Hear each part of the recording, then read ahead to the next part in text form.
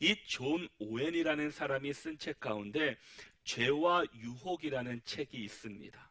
이 책은 이 죄의 본질, 또 죄의 유혹을 이기는 방법, 성화의 과정 등에 대해서 그 책은 이야기해 주고 있습니다. 이 책의 내용을 보면은 내가 죄를 죽이지 않으면 죄가 나를 죽일 것이다 라는 유명한 말을 남깁니다. 오해는 죄와 싸우는 것이 그리스도인의 필수적인 삶이라고 말하면서 죄를 죽이지 않으면 죄가 나를 죽인다라는 말을 하였습니다. 그러면서 유혹은 항상 달콤하고 스스로 정당화된 방식으로 찾아온다라고 말합니다. 그는 죄는 우리의 마음을 속인다라고 경고합니다. 죄악은 이렇게 달콤하게 다가왔다가 결국은 자라나서 그 사람을 지배하고 죄에 굴복하는 삶이 되게 한다라고 말하고 있습니다. 우리의 삶 속에서도 달콤한 유혹들이 얼마나 많이 있습니까? 그런데 그것이 우리를 기쁘게 하고 즐거움을 주지만 끝에는 슬픔과 아픔으로 다가옵니다. 여러분들, 그 아이들이 좋아하는 그 간식 가운데 뭐가 있습니까? 사탕이 있습니다. 저는 젤리를 좋아합니다. 근데 젤리를 집에서는 이제 못 먹게 합니다. 사탕을 아이들이 많이 먹는데 부모들은 어떻게 합니까? 사탕을 못 먹게 합니다. 왜 그렇겠습니까? 먹을 때는 너무나 달고 맛있습니다. 그러나 사탕을 많이 먹으면 끝에는 어떻게 됩니까? 치과를 가야 됩니다. 왜냐? 이가 썩기 때문입니다. 우리 주변에 보면은 사기를 당하는 사람들이 있습니다. 내 사기를 당하는 사람들의 듣는 첫 번째 이야기들이 달콤함으로 그 사람들을 유혹합니다. 이만큼만 투자하면 내가 배로 수익률을 높아줄게. 내가 돈 날게 투자만 해야 내가 이자를 이만큼 줄게. 이런 식으로 많은 사람들이 주변에 다가옵니다. 그런데 결과는 어떻게 됩니까? 여러분들 잘 아는 처럼 이자를 한두 달 주다가 그 다음부터는 안 줍니다. 그리고 연락을 끊게 됩니다. 나중에는 내가 투자한 것들을 다 손해보게 됩니다. 이 달콤한 유혹이 처음에는 내게 너무나 좋고 유익한 것처럼 다가오지만 결국에는 나를 멸망시키고 나를 넘어뜨리게 한다라는 겁니다. 우리 주변의 이단들도 마찬가지입니다. 우리 주변의 이단들도 우리를 유혹할 때 좋은 말로 유혹합니다. 그리고 그렇지만 그 이야기를 듣다 보면 결국에는 우리의 영적인 것을 피폐하게 만듭니다. 우리가 신앙생활을 하면서 누구나 이런 유혹을 당할 때가 있고 흔들릴 때가 있다라는 겁니다. 그 흔들림 앞에 우리는 과연 어떤 믿음으로 어떤 신앙을 가지고 살아가야 될지를 오늘 빌립보에서는 우리에게 말씀해 주고 있습니다. 바울은 2차 전도 여행 중에 이제 마게도냐를 방문하게 됩니다. 그런데 그 이후의 모든 계획이 자신의 계획과 무관하게 진행된다는 것을 깨닫게 됩니다. 바울은 드로아라는 지역에서 이제 아시아로 가고 싶어서 그곳에서 준비하고 있었습니다. 그런데 환상 중에 마게도냐 사람들이 그 꿈에 이렇게 이야기하는 겁니다. 건너와 우리를 도와주시옵소서. 우리를 도와달라는 꿈의 환상을 보게 됩니다. 그리고 바울은 그 음성을 듣고 내가 올라가고자 하는 그곳으로 가지 않고 이 마게도냐 지역으로 건너가게 됩니다. 그리고 네아폴리를 거쳐서 마게도냐의 첫 성이었던 빌립보라는 지역에 이제 도달하게 됩니다. 근데 그곳에는 회당이 있지 않았습니다. 그래서 이 바울은 기도할 곳을 찾다가 이 자색 옥감 장수였던 이 루디아라는 여자를 만나게 됩니다.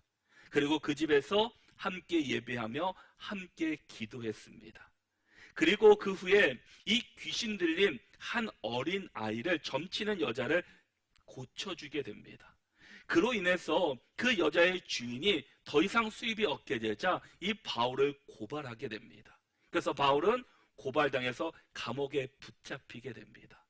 그런데 그 감옥에서 이 간수에게 복음을 전파하고 그 집이 구원을 받고 그 집이 세례를 받게 됩니다. 바울이 원하는 길은 아니었습니다. 그러나 그 모든 일에는 하나님의 계획과 하나님의 뜻이 있었다라는 겁니다. 우리가 중요한 것은 우리가 무엇을 바라보고 무엇을 의지하고 있느냐라는 겁니다. 우리의 신앙의 중심이 내가 아니라 바로 하나님이어야 된다라는 겁니다. 하나님이 주인 되시는 삶, 하나님이 주인 되시는 우리의 인생일 때 진정한 흔들림 없는 믿음의 길을 걸어갈 수 있게 됩니다. 이 빌립보 교회는 작은 교회였습니다. 그러나 서로 사랑하며 서로 섬기며 열심으로 봉사하게 됩니다. 그들은 특히 사도 바울과 친밀한 교제를 유지하면서 자신들이 궁핍했음에도 불구하고 이 바울의 사역을 전적으로 지원하고 헌신하였습니다. 그래서 수차례 헌물을 보내면서 그 바울이 복음 전파하는 일에 함께 기도하며 협력했습니다. 그런데 이 바울을 돕던 에바브로디도라는 사람을 통해서 지금 빌립보 교회 안에 있었던 문제들을 듣게 됩니다. 그 소식으로 교회 안의 문제점을 그가 알게 되었습니다. 그것은 바로 교인들 간의 분열이 이루어지고 있었다라는 겁니다. 왜냐하면 유대주의적 율법주의자들과 이 반도덕주의자들이 서로 자신들이 옳다라고 이야기하면서 교회를 위협하고 서로를 갈라놓았습니다. 그래서 바울은 빌립보 교회의 문제점을 지적하며 어떻게 해결할 수 있는지를 말씀을 통해 전하려고 이 빌립보서를 보내게 됩니다. 그런데 이 빌립보서의 원래 이름은 빌립보 사람들에게라는 편지로서 그들에게 전달되었습니다. 오늘 말씀에도 이 잘못된 가르침의 유혹, 이것들을 벗어나야 한다는 사실을 우리에게 말씀해 주고 있습니다. 잘못된 가르침은 이 빌립보 교회 성도들에게는 좋아 보였고 쉬워 보였습니다.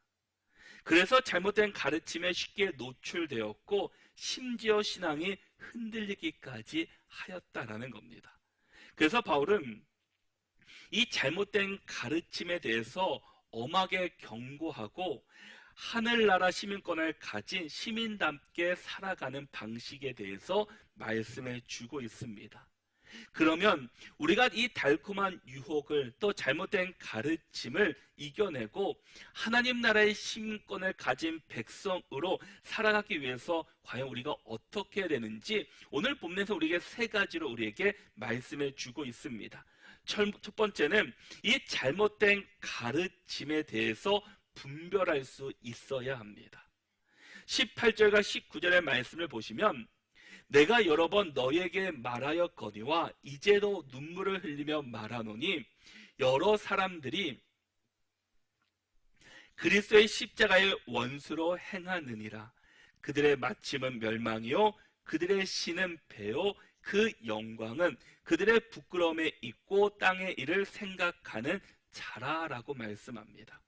당시 빌립보 교회 안에 있었던 문제 중에는 이 유대주의적 율법주의자들과 이 반도덕주의자들이 이 잘못된 가르침으로 교회를 흔들고 있었다라는 겁니다. 바울이 하나님의 말씀을 그들에게 전했고 복음을 전했습니다.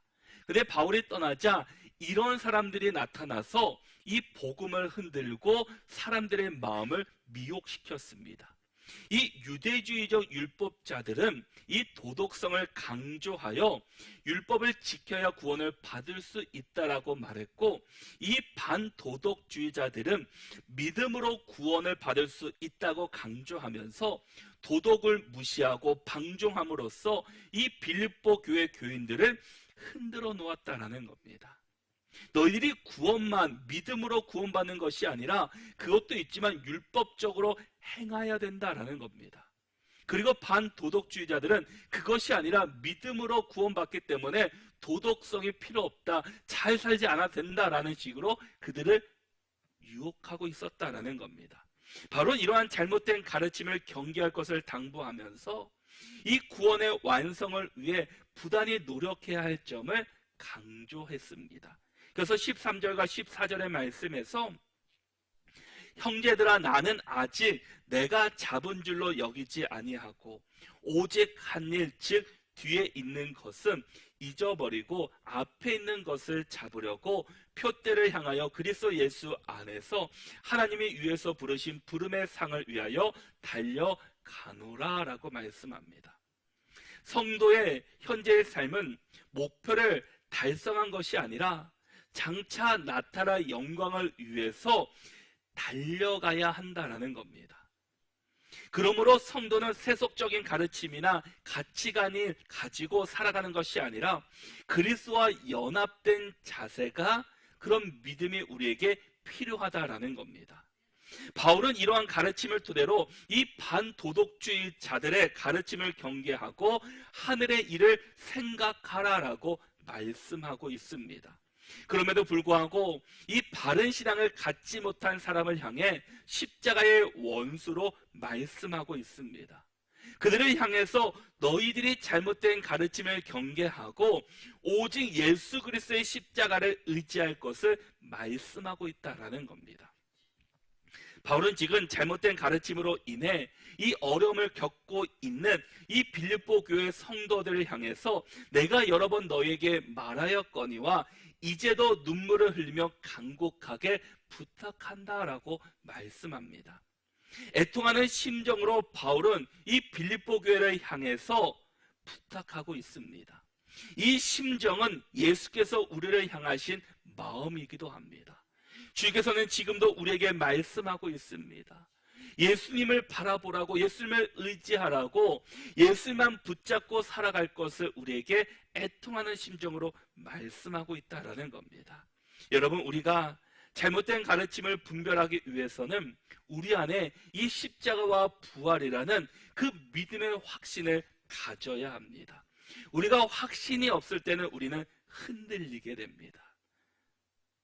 많은 사람들이 이단의 교회에 넘어가는 것은 그들이 부족하거나 그 믿음이 없기 때문이 아니라 우리 안에 십자가와 부활이라는 그 믿음의 구원의 확신이 없기 때문입니다.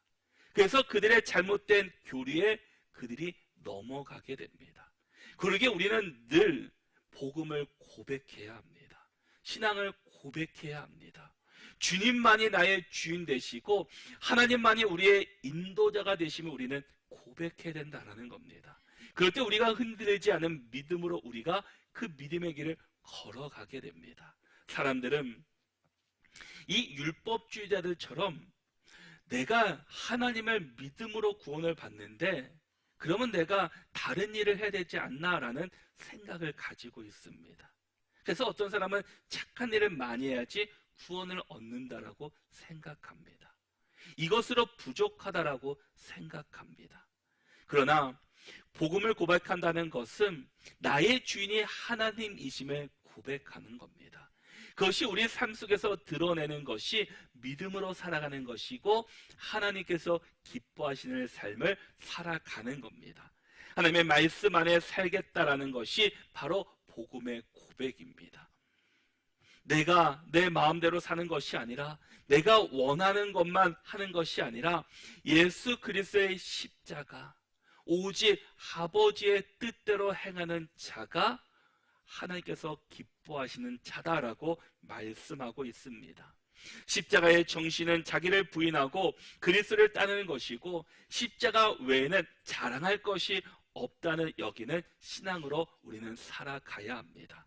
그러나 탐닉과 욕망을 채우고자 하는 정신으로 살아가는 사람과 자기의 의로 똘똘 뭉쳐서 자기의 의를 내세우는 사람들은 십자가의 원수가 된다라고 말씀하고 있습니다. 여러분, 1 더하기 1이 무엇입니까? 모르십니까? 2입니다. 근데 어떤 사람이 1 더하기 1이 3이라고 우긴다면 여러분들은 어떻겠습니까? 의심할까요? 그래, 1 더하기 1은 3일 거야 라고 의심하는 사람들이 있을까요? 없을 겁니다. 왜냐? 1 더하기 1은 2라는 것을 확신하기 때문입니다. 그래서 다른 것을 말하는 사람들에게 잘못됐다라고 이야기하고 그것들을 수정해 줄 것입니다. 우리의 믿음이 흔들리는 것은 바로 1 더하기 1이 2라는 것을 우리가 확신하고 있지 않기 때문입니다. 내 믿음이 정말 십자가와 구원, 부활로서 구원받고 예수 그리스도를 고백한다면, 구원받는 사실에 내 안에 확신한다면 어떤 것이 나를 유혹한다고 할지라도 우리는 흔들리지 않습니다. 왜냐? 믿음은 예수 그리스도를 이름을 선포하며 믿음으로 구원받는 사실이 우리 안에 확실하기 때문입니다. 근데 그것이 흔들리는 순간, 아, 이것도 맞나? 저것도 맞나? 라고 우리가 의심하게 됩니다. 의심하는 순간 우리는 넘어지게 되고 거기에 유혹당하고 말 것입니다. 그러기에 우리는 그 구원의 문제, 십자가의 정신을 우리는 확실하게 붙잡아야 합니다. 십자가와 부활, 이것을 우리 놓치는 순간 우리는 쓰러지고 말 것입니다. 바울은 분명하게 말씀하고 있습니다. 그들 믿지 않는 자들의 결국은 뭐냐? 멸망이다 라고 말씀하고 있습니다. 그 이유는 하나님을 섬기기보다 자기의 욕망을 채우는 삶을 살아가고 있기 때문입니다. 그들은 수치스러운 일을 하고도 도리어 자랑하고 오직 세상 일에만 관심을 두고 있습니다. 그렇게 이러한 삶의 결과는 결국 멸망이고 그들의 멸망의 길로 달려가는 인생을 살아갑니다. 바울은 이러한 유혹을 경계하고 분별하라고 우리에게 권면하며 말씀해 주고 있습니다. 여러분, 우리는 잘못된 가르침을, 달콤한 유혹을 반드시 경계해야 합니다. 그것들을 분명히 분별할 수 있어야 합니다. 그 분별의 기준은 하나님의 말씀이고 구원의 확신입니다. 그러기에 우리는 늘 매일매일의 삶 속에서 복음을 고백하며 하나님 나라를 이 땅 가운데 세워가는 것, 하나님의 뜻이 이 땅 가운데 이루어지기를 우리는 기도하며 우리는 살아가야 합니다. 죄는 언제나 우리에게 달콤하게 다가옵니다. 유혹은 늘 달콤하게 우리를 넘어뜨립니다. 그러기에 우리는 그것을 잘 분별하며 우리는 마지막 때 이런 일이 더 심해질 것을 기억하며 우리 삶 속에서 늘 하나님의 말씀으로 분별하며 믿음의 확신을 가지고 살아가는 우리 모두가 될 수 있기를 바랍니다. 두 번째는 하늘의 시민권을 가진 시민답게 살아가야 한다고 말씀합니다. 그러니까 우리의 소속이 명확해야 된다라는 겁니다. 나의 소속이 어디인지를 우리는 정확히 알아야 합니다. 우리 20절과 21절의 말씀을 같이 한번 읽어보도록 하겠습니다. 함께 읽겠습니다. 그러나 우리의 시민권은 하늘에 있는지라 거기로부터 구원하는 자 곧 주 예수 그리스도를 기다리노니 그는 만물을 자기에게 복종하게 하실 수 있는 자의 역사로 우리의 낮은 몸을 자기 영광의 몸의 형체와 같이 변하게 하시리라. 아멘.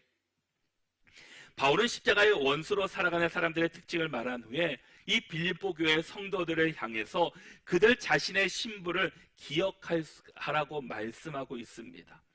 빌립보는 이 당시 로마의 식민지에 있었습니다. 그래서 빌립보 사람들은 자동적으로 그들의 시민권은 로마 시민이었습니다.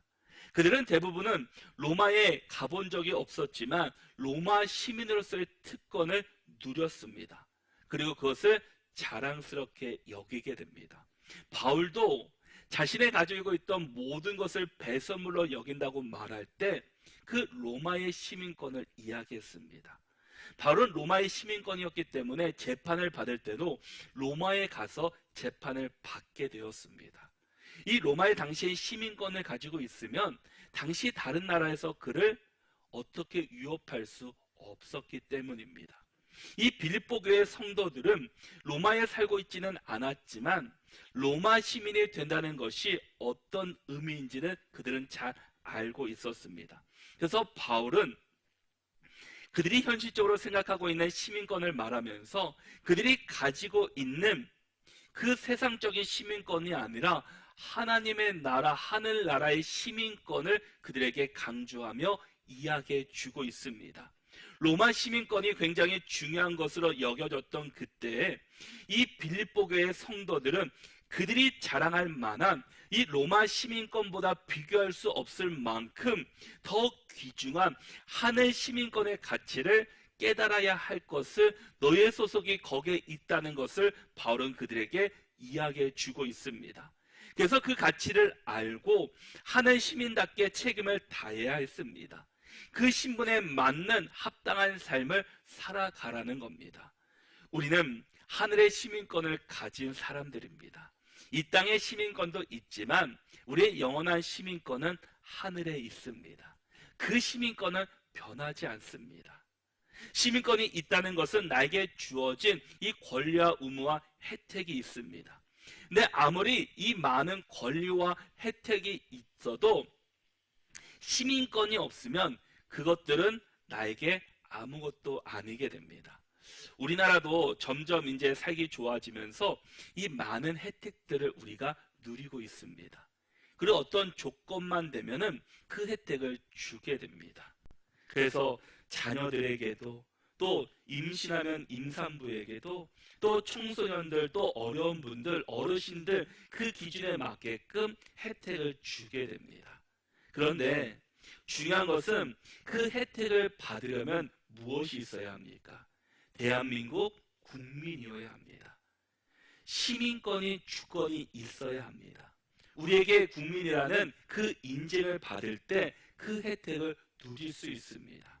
아무리 어렵다 할지라도 이 국민이 아닌 외국인이면 그 혜택을 누릴 수 없습니다.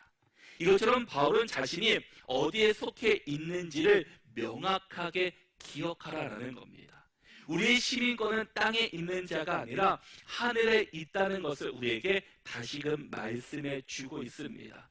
그러기에 우리가 붙잡고 의지하며 살아가야 될 것은 땅에 있는 것을 붙잡는 것이 아니라 하늘 시민권을 바라보며 그것을 의지하며 살아가라는 겁니다. 왜냐하면 이 땅에서는 우리의 연수는 한계가 있습니다.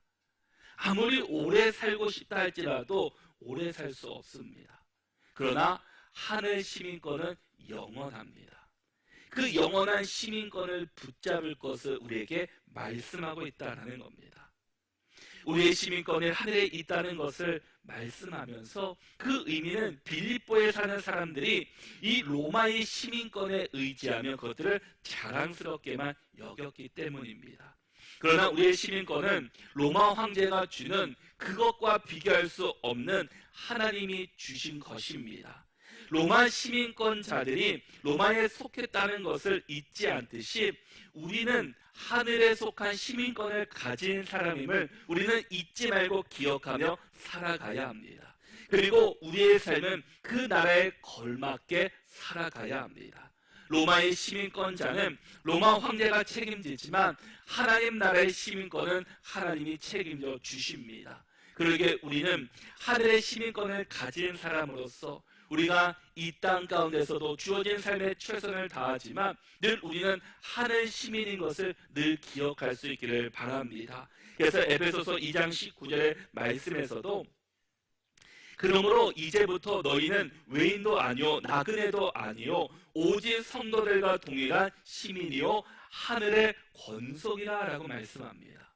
우리는 이 땅 속에서 살아가고 있지만 우리의 시민권은 하늘에 있음을 우리는 늘 기억해야 합니다. 우리는 외인도 아니요 나그네도 아니요 오직 성도들과 동일한 시민이요 하나님의 권속들이다 라고 말씀하고 있습니다. 여러분들은 하늘나라의 시민이요 하나님의 권속들입니다. 우리의 정체성을 분명히 하시기를 바랍니다.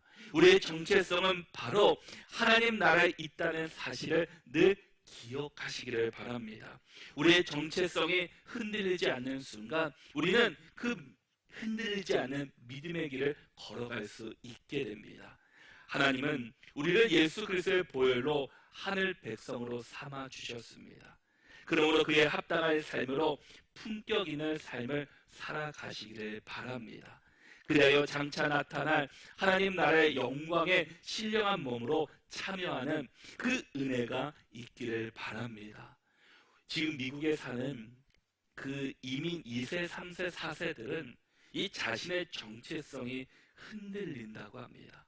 내가 미국 사람인가 한국 사람인가 라는 정체성 속에서 늘 혼란을 겪고 때로는 그것 때문에 낙심하기도 하고 또 심정의 변화도 갖게 됩니다. 우리는 이 땅에 살면서 늘 이런 고민을 하게 됩니다. 내가 분명히 하나님의 자녀라는 이야기를 들었고 또 그것을 고백했는데 내가 살아가는 세상 속에서는 내가 그렇게 살지 못하고 있는 나의 모습을 돌아보게 됩니다. 그렇지만 우리가 기억할 것은 이 땅 가운데 살아가고 있지만 나의 그 시민권이 하늘나라에 있음을 늘 기억하고 내가 때로는 신앙생활하면서 흔들릴 때도 있습니다. 때로는 넘어질 때도 있습니다. 그러나 중요한 것은 거기서 나의 시민권이 어디에 있는지 나의 정체성이 누구인지 우리가 분명히 깨달은다면 내가 넘어져도 다시금 일어날 수 있게 됩니다. 우리가 오뚜기를 잘 알고 있습니다. 오뚜기는 넘어져도 다시금 일어납니다. 던져도 다시금 꼿꼿이 서 있습니다. 왜냐하면 그 중심을 받쳐주는 추가 밑에 있기 때문입니다. 근데 그것도 추를 빼버리면 넘어뜨리면 넘어지게 됩니다. 우리의 신앙에서도 우리가 믿음이 흔들리지 않고 살아가기 위해서는 우리의 그 중심이 되는 우리의 삶의 중심이 하나님께 온전히 있어야 한다는 겁니다. 분명히 누구나 신앙생활하면서 흔들리고 넘어질 때 있습니다. 왜?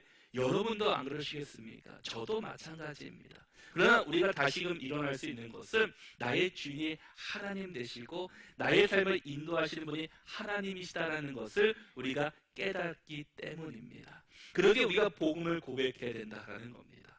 복음이 고백한다는 것은 나의 주인이 하나님이시다라는 것을 늘 고백하는 삶입니다. 그러기 위해서 우리가 마지막 세 번째로는 어떠한 상황 속에서도 주 안에 서 있어야 한다는 겁니다. 우리 4장 1절의 말씀을 같이 한번 읽어보겠습니다. 우리 4장 1절 함께 읽겠습니다. 그러므로 나의 사랑하고 사모하는 형제들, 나의 기쁨이여 면류관인 사랑하는 자들아, 이와 같이 주 안에 서라. 아멘. 오늘 본문은 이 빌립보서의 결론이기도 합니다. 잘못된 가르침을 분별하고 하늘 시민권을 가진 성도로서 살아가기 위해서 우리가 어떻게 해야 되냐? 주 안에 서야 한다라는 겁니다. 4장 1절은 그러므로 라는 단어로 시작하고 있습니다. 이것은 이전 내용을 바탕으로 결론을 내리는 말씀입니다. 결론적으로 바울이 빌립보 교회 성도들에게 권면하는 내용이 바로 믿음 위에 굳게 서는 것입니다. 주 안에 굳게 서는 것입니다. 흔들리지 않는 신앙을 가진 것이다라는 겁니다. 여러분, 우리가 이 세상에서 흔들리지 않는 신앙으로 살기 위해서는 우리가 주 안에 서 있어야 합니다. 주님만을 의지하며 붙잡아야 된다는 겁니다. 빌립보서는 4장으로 되어 있습니다. 그 중에 3번이나 강조하는 단어가 있습니다.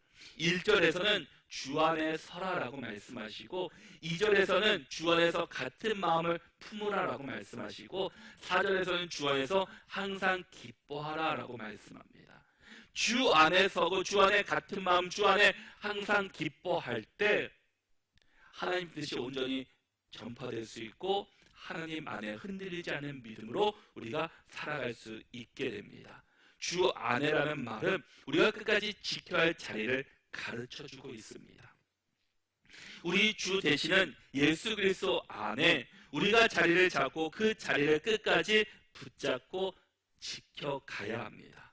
그리고 여기서 서라라는 것은 방어하다라는 말과 같은 개념을 가진 단어입니다. 예수 그리스도께서 우리가 서야 하는 모든 싸움을 이미 다 싸우시고 승리하셨습니다. 그러기에 우리를 위해 싸우시는 주 안에 서 있으면 승리하게 됩니다. 우리가 여리고성, 이스라엘 백성들이 가나안을 정탐할 때 또 정복할 때 처음 들어간 성이 여리고성이었습니다. 그리고 다윗과 골리앗의 싸움도 그렇고 많은 전쟁들이 무엇 때문에 승리할 수 있었습니까?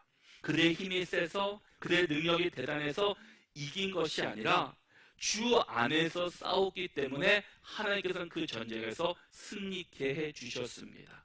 이 여리고 성을 점령하고 나서 아이성을 점령할 때는 그들이 하나님을 의지하지 않습니다. 우리 힘이 있어, 군사들도 있어, 우리 힘으로 싸워보겠다 했다가 패배하고 맙니다. 그리고 하나님의 말씀을 의지해서 올라갈 때 다시금 승리할 수 있게 되었습니다. 우리 인생의 모든 싸움이 이와 같다라는 겁니다. 내 힘으로, 내 능력으로 싸우는 것이 아니라 주 안에 있을 때, 주님의 힘을 의지하며 싸울 때, 주를 의지하며 일하고, 주를 의지하며 공부하고, 주를 의지하며 전진해 나갈 때 반드시 그곳에 하나님의 역사가 드러나고 하나님의 놀라운 일들을 우리가 만나게 될 것입니다. 왜 우리가 하나님의 뜻을 이루지 못하고 있습니까? 그것은 내 힘으로 하려기 때문입니다. 내 지혜로 하려고 하기 때문입니다. 내 계획하고 내가 이렇게 잘 만들어서 이 정도면 되겠지라고 내 힘으로 나갈 때 늘 패배하고 넘어지는 것을 보게 됩니다. 우리가 살아갈 때 우리의 힘은 내 힘으로 살아가는 것이 아니라 하나님을 붙잡고 살아가야 합니다. 하나님을 의지하는 자에게 반드시 하나님께서는 은혜를 주시고 성령으로 함께 주실 것입니다. 사탄은 오늘날 여러 가지 방법으로 우리를 흔들고 있습니다. 때로는 시험으로, 유혹으로 우리를 계속해서 넘어뜨리려고 합니다. 때로는 삶의 기반이 흔들릴 때도 있고 마음도 흔들리고 믿음마저 흔들릴 때가 있습니다. 이때 우리가 있어야 할 것은 주 안에 있어야 합니다. 주만 붙잡으면 우리가 넘어지지 않습니다. 아니, 넘어졌다 할지라도 다시금 일어나게 됩니다. 왜냐? 하나님께서 끝까지 우리를 인도하시고 함께 주시기 때문입니다. 하나님은 우리를 결코 버리지 않으십니다. 늘 나와 함께 하시는 하나님, 늘 우리를 붙잡으시는 하나님이십니다. 이 도종환 시인의 시 중에서 흔들리지 않고 피는 꽃이 어디 있느냐라는 시가 있습니다. 그는 아무리 아름답게 핀 꽃이라 할지라도 흔들리며 피게 된다라고 이야기합니다. 이처럼 우리가 아름다운 신앙의 꽃을 피우게 있어서 우리를 흔들리게 하는 유혹과 시험이 있습니다. 그러나 그 시험을 이기고 나갈 때 아름다운 꽃이 피는 것처럼 아름다운 신앙인으로 우리가 설 수 있게 됩니다. 존 파이퍼는 흔들리지 않은 기쁨이라는 책에서도 신앙이 흔들리지 않으려면 기쁨의 근원을 하나님께 두어야 한다라고 말씀하고 있습니다. 다시 말해서 우리의 믿음의 근원을 세상의 환경에 두는 것이 아니라 하나님 안에 기쁨을 둘 때 흔들리지 않는 믿음을 이뤄갈 수 있다라는 겁니다. 그래서 이 믿음이 어떤 믿음이냐? 마태복음 7장 21절에 보면은 나로 주여 주여 하는 자마다 다 천국에 들어갈 것이 아니요 다만 하늘에 계신 내 아버지의 뜻대로 행하는 자라야 들어가리라 라고 말씀합니다. 많은 사람이 주여 주여를 외칩니다. 주님 주님이라고 이야기하지만 아버지의 뜻대로 행하지는 않습니다. 주님을 선포하고 주님을 고백하지만 그 속에서는 내 의가, 내 계획과 내 생각이 이루어지기를 원하고 있습니다. 주님께서는 주여 주여 하는 자마다 다 천국에 들어가는 것이 아니라 아버지의 뜻대로 행하는 자, 하늘에 계신 내 아버지의 뜻대로 행하는 자가 천국에 들어간다라고 말씀하고 있습니다. 여러분, 우리가 신앙생활할 때 때로는 흔들리고 넘어지는 일도 있지만 우리가 다시 한번 주의 말씀을 통해 다시 한번 주의 뜻을 보기를 원합니다. 우리가 정말 영적으로 분별력을 가져야 합니다. 우리의 시민권이 하늘에 있음을 기억해야 합니다. 그리고 우리가 어떠하든지 주 안에 서 있어야 합니다. 그러기 위해서 우리가 늘 예배하는 것이고 주의 말씀을 붙잡는 겁니다. 여러분, 우리가 예배드리는 것이 습관이 아니라 하나님을 만나는 자리가 되어야 합니다. 이 예배를 통해서 다시 한번 하나님의 뜻을 우리가 품기를 원합니다. 여러분 가운데 정말 새벽 예배가 참 힘듭니다. 모든 사람이 새벽에 일어나는 것은 참 어려운 일입니다. 그렇지만 우리가 매일매일 새벽 예배를 드리지 못한다 할지라도 내가 일주일에 한 번, 두 번, 세 번은 드릴 수 있을 것 같습니다. 여러분이 이 새벽에 주 앞에 나와서 기도하며 또 주 앞에 나의 삶을 내어놓기를 바랍니다. 이곳에서 함께 예배드리지 못하는 사람들에게는 영상으로도 예배가 나가게 됩니다. 여러분들이 그 영상으로도 예배를 드리면서 하나님을 고백하고 나의 주인 되시는 주님을 고백하는 시간들을 가질 수 있기를 바랍니다. 그래서 우리 모든 성도들이 우리가 믿음의 길을 걸어갈 때 때로는 흔들리고 어려운 상황이 도달한다 할지라도 내가 하나님을 붙잡고 복음을 고백하며 하나님 나라를 꿈꾸며 살아가는 저와 여러분들이 될 수 있기를 바랍니다. 한 주간도 주님 의지하시고 주님 붙잡으시고 주님과 함께 믿음의 길을 동행하는 복된 한 주가 다 되시기를 바랍니다.